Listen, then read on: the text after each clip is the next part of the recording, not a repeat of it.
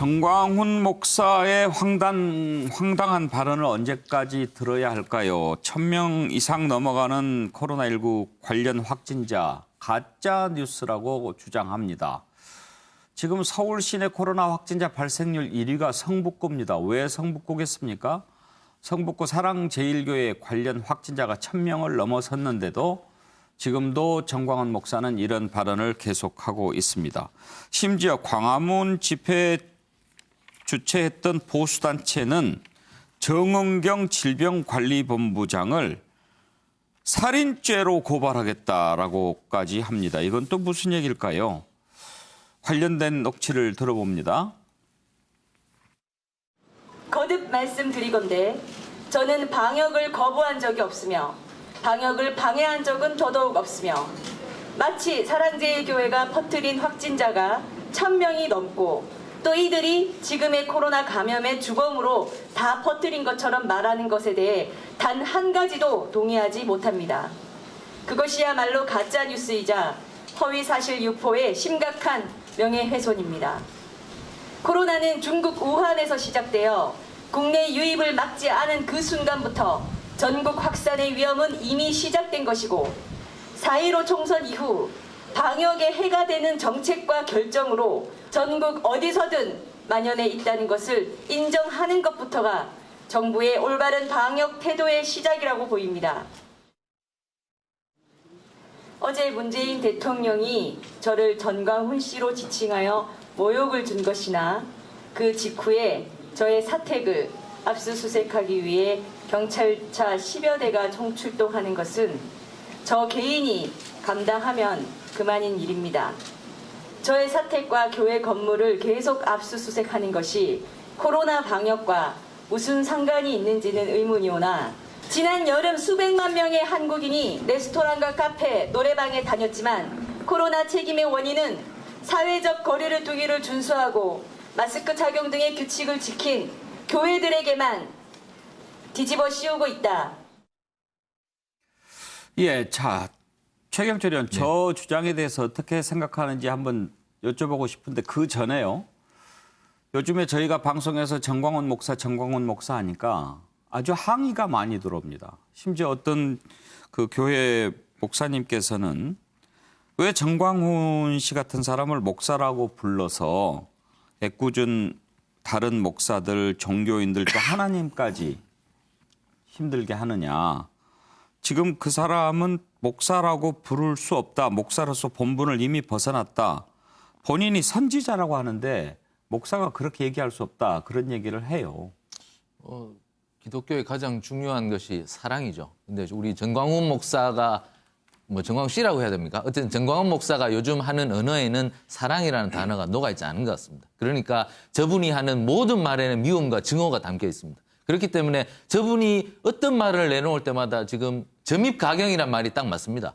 오늘 말이나 내일 말이나 갈수록 가관이죠. 정말 지금 오늘 저 강현재 변호사가 한 말은 보면 강현재 변호사는 한 20년 정도 외국에 있다가 갑자기 들어와서 저렇게 말을 하는 것처럼 도저히 말이 통할지 않을 것 같은 그런 말을 하는 것이고 정말 우리는 한국말 하는데 저분은 영어를 쓰는 것 같고 그렇게 많은 벽 그리고 높은 벽이 느껴집니다.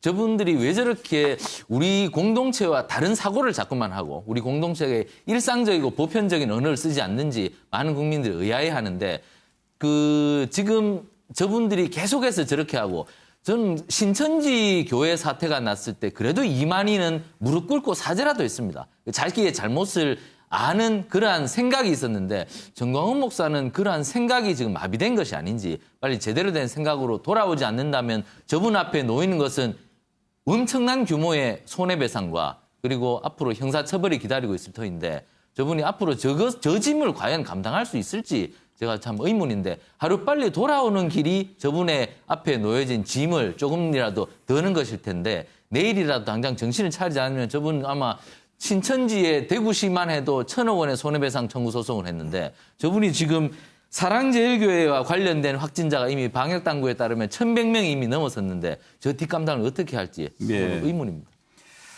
영어를 쓰는 것 같다고 그러셨는데요. 제가 영어가 짧아도 영어를 조금은 알아듣는데 영어도 아닌 것 같죠. 뭐 어디 다른 외계어 같기도 하고 그렇죠. 그렇습니다. 사실 이제 저분이 코로나 확진 상태에서 치료를 받고 나온 지 얼마 안 됐지 않습니까? 나오자마자부터 어쨌든 정부를 향해서 저주에 가까운 그런 얘기를 퍼붓고 있고 또 지금 10월 3일 날 집회를 예. 개최한다는 거 아니겠습니까? 물론 이제 법원에서 저는 허가가 날리 만무하다고 봅니다만 어떻게 보면 이 공동체에 대해서 정말 무책임하기 그지없는 그런 반사회적인 행동을 하고 있고 지금 보석 취소 청구가 들어갔는데 아직 법원이 결정을 안 내리고 있어요. 그래서 검찰에서도 법원에 빨리 결정을 내려달라고 촉구를 하고 있는 상황인데다 또 이번에 감염병 예방법 위반으로 인해서 경찰 소환이 지금 예정이 돼 있기 때문에 저는 불가피하게 정광훈 씨는 한동안 사회적으로 격리를 시킬 수밖에 없는 그런 상황이 아닌가 싶습니다. 10월 3일 집회 지금 얘기가 나오는데 지난번에 정광훈 씨가 한 달간 뭐 기한을 줄 테니 문재인 대통령 사과하라 그렇지 않으면 목숨을 던지겠다 그런 얘기 하지 않았습니까? 그래서 혹시 10월 3일 집회를 염두에 두고 한 얘기 아닌가 그런 얘기들이 나오더라고요. 그런 해석도 나오는데요. 예. 근데 이제 순교라는 종교적으로 굉장히 어떻게 보면은 좀 고결한 그리고 성스러운 그런 말을 지금 이 상황에서 이 코로나 사랑제일교회발 코로나 이 확진자가 급증하고 그게 대한민국에 피해를 주고 있는데 그런 말을 입에 올린다는 것 자체가 저분이 성직자로서 자격이 없다는 것을 저는 방증하는 그런 얘기라고 보고요. 예. 이 저건 일종의 자해공갈이 아닌가 싶습니다. 그래서 저는 정부도 뭐 단호한 태도를 취하겠다고 하고 있습니다만 어쨌든 사법당국에서 정광훈 씨에 대한 이 보석 취소권을 빠르게 좀 판단하고 결정을 내려야 되지 않을까 싶습니다. 예. 그동안에 두 분 변호사님 많이 기다렸습니다. 좀 물어보고 싶은 게 많았는데 변호사 패널이 안 계셔가지고 윤기찬 변호사 지금 그 건강보험공단에서 진료비만 55억 지금 구상권 청구하겠다고 하고 서울시도 그렇게 하고요. 또 인근 지역 상인들도 정광훈 목사와 사랑제일교회 때문에 너무 피해를 많이 입었다. 손해배상 청구한다고 그러는데 이런 것들 다 가능한 것들입니까? 일단 뭐 입증의 문제가 좀 있어요. 입증하기에 따라서 그 액수도 어느 정도 액수까지 가능한지가 나올 건데 일단 건강보험공단 그 부분은 저는 조금 이 비용을 건강보험공단의 기금으로 조성되고 지급됐다는 부분은 이번에 처음 알았거든요. 원래 국가가 부담하게 돼 있는데 건강보험공단이 그 기금을 부담했다는 걸 처음 알았고 예. 건강보험공단이 구상권을 행사할 수 있는 그 근거 규정에 해당하는지는 좀 따져봐야 됩니다. 요건 차치하고 어쨌든 국가 입장에서 보면 그 손해배상의 일종이죠. 구상권이라기보다는 국가가 부담해야 되는 돈이기 때문에 그 손해배상의 대상이나 범위와 관련돼서 입증의 문제인데 이렇게 계속 나가면 입증하기가 더 쉬워져요. 왜냐하면 지난번에 여러 가지 행위들이 어떻게 보면 본인들이 사과하거나 또는 고의가 아니었다 이렇게 또는 과실이 아니었다 이렇게 말하는 게 아니고 사실은 그 행위들의 정당성 계속 주장하고 있기 때문에 어떻게 역설적으로 이건 고의였다고 인정받을 수 있는 예. 그런 가능성이 있어요. 그래서 저는 이 부분이 본인들이 법률적인 방어의 책의 일환으로 하는 건지 아니면 정치적 영향력 또는 교세 확장의 의무로 하는 건지 모르겠지만 법리적 측면에서 보면 오히려 저것이 부메랑이 될 가능성이 있다라고 보여지고요. 상인들의 경우에도 마찬가지입니다. 상인들의 경우에도 또 위법행위로 손해가 발생을 했다고 해도 그 손해와 이 사람들의 위법행위가 인과관계가 있는지 예. 여부가 이제 가장 큰 법률적 쟁점이 되지 예. 않을까. 저 근데 뭐 법률적인 손해배상의 가부를 떠나서 이것은 교수님 말씀하셨지만 이건 공동체에 대한 예의입니다. 특히 아주 인근 공동체인데 여기에 대해서 저런 인식을 예. 이렇게 대놓고 네. 말을 하는 것이 상당히 좀 이해하기 어렵습니다. 현근택 변호사 의견은 네네. 어떠신가요? 저도 뭐 비슷하게 보는데 결국은 불법 행위가 해당되느냐 안 되느냐. 그러니까 민사 같은 경우에는 꼭 고의만 배상하는 건 아니에요. 과실도 네. 있거든요. 고의 과실이 있느냐, 위법성이 있느냐, 그다음에 뭐 손해가 발생했느냐 인과관계 따지는데요. 저는 아마 고의로 본다 그러면 이 감염병 예방법이 처벌이 되느냐 안 되느냐 현재 수사 중인 게 그게 가장 중요하고요. 결국은 아마 명단을 제출 안 하거나 본인이 알면서도 어쨌든 집회에 가거나 아니면 뭐 방역당국이 협조하지 않았다는 게 드러나면 아마 감염병 예방법 위반으로 처벌받을 것이고 그러면 제가 보기에 거의 뭐 손해배상 확실하다 보고요. 만약에 그게 처벌이 안 돼도 과실로도 될 수 있는데 저는 아마 이 지금 교회의 재산이 있잖아요. 이게 보상금이 뭐 감정가 80억이라 그러는데 본인들은 500억 이상 요구하고 있지만 이 재산을 제가 보기에는 아마 교회에서 한 푼도 못 가져갈 수도 있다라고 봅니다. 지금 아마 이 건보에서 청구한 게 55억이고요. 서울시에서도 아마 지금 160억 손해 났다고 얘기하는데 일단 5억을 청구한 것 같습니다. 그리고 상인들도 아마 손해배상 청구할 것 같고요. 그러면 아마 이 교회 재산 가치를 넘어갈 수도 있다. 그러면 아마 제가 보기에 결국은 마지막에 지금 나옵니다만 아마 지금 이 서울시에서 주장하는 게 이 정도 금액이거든요. 그러면 아마 제가 보기에 물론 다 인정되지 않겠지만 일부만 인정되더라도 교회가 아마 제가 보기에는 아마 이 재개발 조합에서 받을 보상금을 압류 조치를 할 것 같은데 그렇게 된다 그러면 아마 교회에서 이 보상금을 거의 못 가져갈 가능성도 있지 않은가라고 보입니다. 예, 용해찬 변호사. 예, 제가 하나 제안을 하고 싶은데 아까 호칭 문제 관련돼서 예. 저도 뭐 정광훈 씨라고 호칭하는 것은 어떻게 보면 올바른 상황이다 이렇게 얘기를 하고요. 왜냐하면 목사님들 입장에서 보면 정말 이와 달리 언행을 하시는 목사님들 입장에서 보면 피해가 발생하는 거잖아요. 마찬가지로 그 단체의 성향을 앞에 형용사로 꾸미는 거는 좀 안 했으면 좋겠다. 이런 보수 성향 단체 이렇게. 아하, 예. 그러니까 민주노총을 예를 들면 민주노총을 진보 성향 민주노총 이렇게 안 하잖아요. 아하. 그런 식으로 물론 그 워낙 이제 유명한 민주노총이고 또 뭐 자유연대 이런 부분들은 잘 알려지지 않았기 예. 때문에 해당 단체의 성격을 규정하는 의미도 있습니다만은 똑같은 논리로 해서 보수 성향의 단체, 보수 단체 이런 것들은 좀 자제하는 것이 어떨까 이렇게 생각합니다. 예. 사실 박원석 의장 오늘 어떤 신문 칼럼을 읽었는데요. 그 호칭에 대한 고찰이더라고요. 그러니까 변호사는 사자를 선비사자를 쓰지 않습니까? 네. 그리고 판사 검사는 이제 일사자를 쓰고 그런데 목사, 의사 이런 분들이 이제 스승사자를 쓴단 말이에요. 네. 목사한테 우리가 스승사자를 쓰고 의사한테 또 스승사자를 쓰는 것은 정말 어떤 그 의미가 있지 않겠느냐라고 하는 그런 칼럼이 직업에 대한 있더라고요. 존중이고 또 그런 어떤 뭐 아까 이제 우리 최경철 기자도 사랑 말씀을 하셨는데 그런 걸 바탕으로 이 목회자들은 또 목회를 하고 의사들은 인수를 펼치고 근데 최근 들어서 그런 사회적으로 존경받는 직업의 그 가치랄까요? 이런 것들이 이런 것들을 떨어뜨리는 행동들이 있어서 예. 이제 국민들 사이에서도 아쉬움이 굉장히 많고요.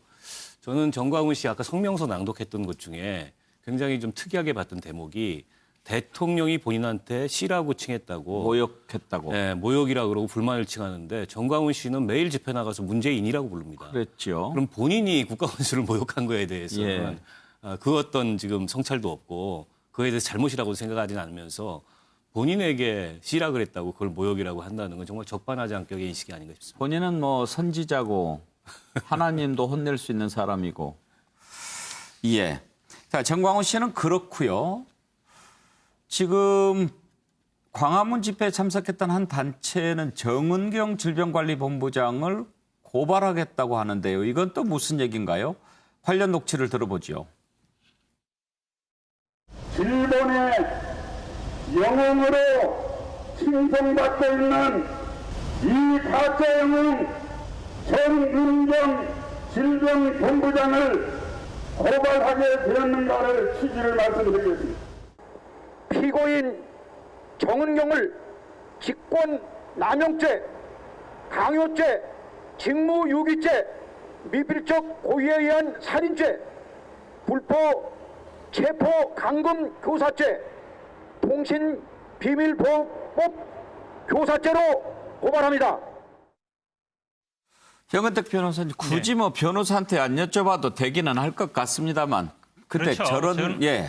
지금 뭐 다 여러 가지 얘기하고 있는데 저는 아마 이 누가 고발할지 궁금해요. 누구 이름을 고발할지. 예. 왜냐면 그 고발하시는 분은 분명히 아마 저는 무고죄의 책임을 질 것 같은데 저 정도 지금 왜냐하면 질병관리본부가 굉장히 열심히 하고 있고 모든 국민들이 어쨌든 따라야 된다. 이건 뭐 여야를 보수 진보를 떠나서 하고 있는데 정은경 본부장을 고발한다. 누구 이름을 할지 모르겠는데 그분은 아마 제가 보기에 무고죄로 구속될 수도 있다고 봐요. 왜냐하면 이게 굉장히 사회적으로 뭐 비난 가능성뿐만 아니라 이게 어찌 보면 이 방역 자체를 방해하는 거거든요. 고발을 하면 어쨌든 조사를 하고 뭐 서면으로든 직접 나가든 해야 되잖아요. 근데 이제 조사받고 이뤄야 되는데 이게 저는 국민들로부터 굉장히 멀어지는 계기도 될 뿐만 아니라 방역에 대한 방해도 되고 저는 뭐 법적인 처벌도 그분은 피할 수 없을 것이다라고.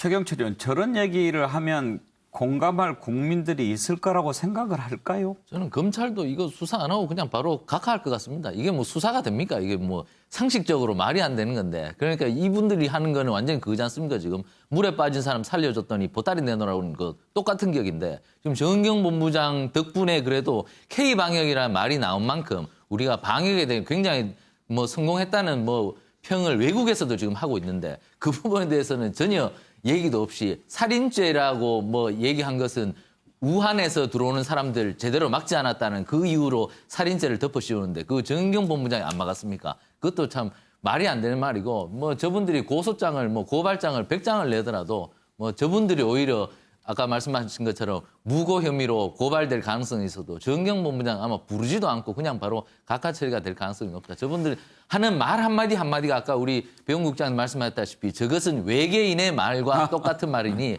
들을 필요가 별로 없을 것 같습니다. 그런데 윤기찬 부위원장 또 보수단체라고 써서 좀 불편하셨겠어요. 근데 뭐 보수단체라고 할 수 있나요? 그러니까 그 성향에 대한 그 규정을 뭐 그 기준이 뭔지는 모르겠지만 예. 어쨌든 사실은 저렇게 규정하는 것은 저는 그러니까 저런 분에 대한 비난이나 저런 분의 행동을 막기 위해서는 오히려 더 그렇게 안 하는 것이 좋다라는 생각. 왜냐하면 저분들은 제가 뭐 저분들을 오해할 수 있지만 영향력 확대를 위한 그 의도 아니면 도저히 이해하기 어려운 거거든요. 저것은 사실은 어떤 새로운 단체가 아마 저분들을 명예훼손죄로 고발할 가능성이 커요. 예. 그러니까 무고죄는 이제 사실관계를 고치지 않고 이렇게 평가적인 요소를 넣기 때문에 무고죄를 의율하기는 만약에 어렵다 하더라도 저는 사실 정은경 본부장에 대한 극도의 명예훼손이거든요. 그리고 예. 국민적 시각에서 볼 때 불편함을 떠나서 저는 화면에 저런 장면이 안 나오는 것이 더 좋다고 생각합니다. 예. 일부 극우 단체 이렇게 표현하면 맞을라나요? 그럼 적절한 표현이라고. 예. 자, 뭐 국민들이 다 아시죠? 다음으로 넘어가겠습니다.